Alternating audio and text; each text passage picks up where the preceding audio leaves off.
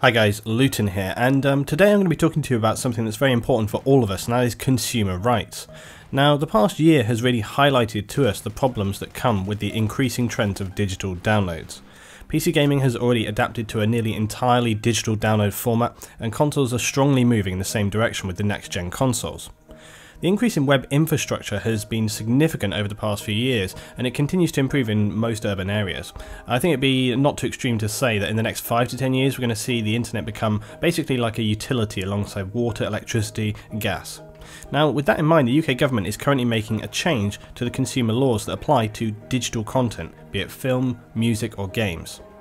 And it's really good to see that this is being handled at a time when this is an issue that many people are talking about. Now, as we recently have seen, there are many examples where content may be below its described expectation. And let's be clear, okay, we're not talking solely about Battlefield 4. I'm sure that you guys can give me examples of other games and even other media which you have purchased digitally and has been below its described quality. Now, the Consumer Rights Bill, it's going to extend the details of your rights when it's passed later this year. And I should say that this is something that's already in place. They're kind of amending and adding extra stuff in. It'll give you the power as a consumer to demand a full refund of digital content that is substandard. And I've got some key details for you, and these are as follows.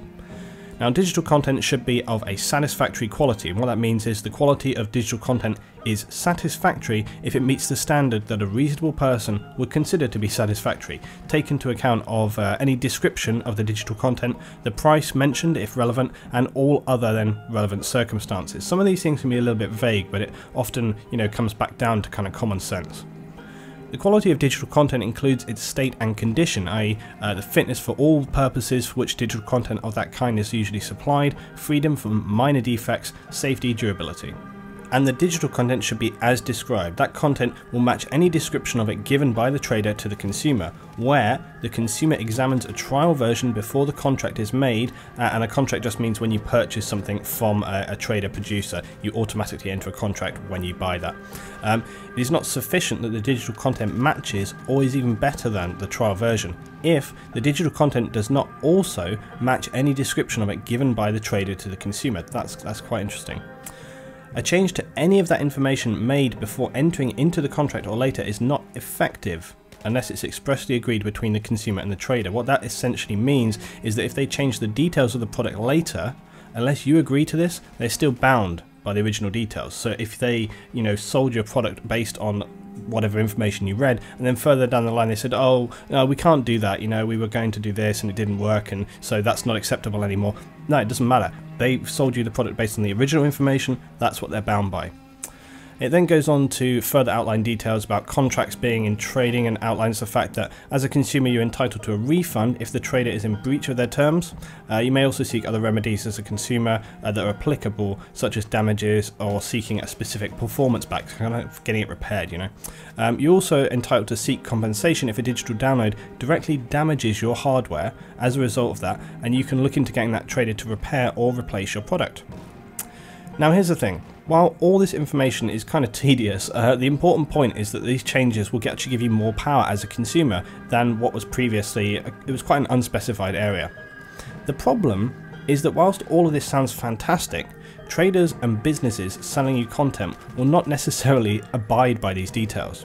Now, I'm sure that you've found this, as I have very often. A company will simply stonewall you because they know that the time and frustration of actually getting a refund outweighs the actual value of the refund itself. For example, if you pay £40 for a game which you then demand a refund to, and the company simply blanks you, then it's up to you to seek other sources to try and get them to comply with your requests.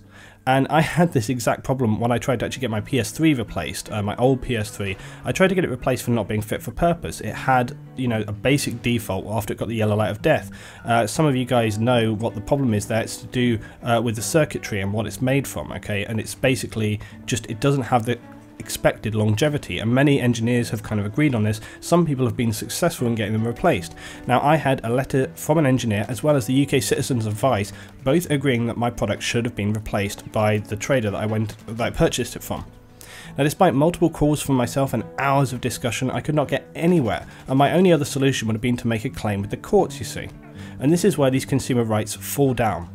Most people simply cannot be bothered or don't want to risk any further loss of money over something that, whilst very irritating, is not really a loss worth pushing further on. If you buy a game, okay, it's some money, but is it really enough money for you to go into tons of hours of time trying to get that back again? And that's where it becomes difficult.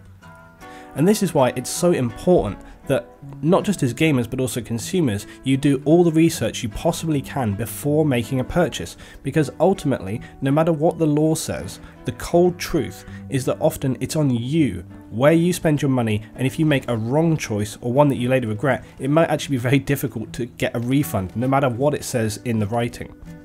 Now, not to be totally pessimistic, I also have some great service from companies in the past. I remember when one of my HDD was damaged with Apple, they actually refunded my entire iTunes purchase list, like everything. It was worth like £300–400 or something.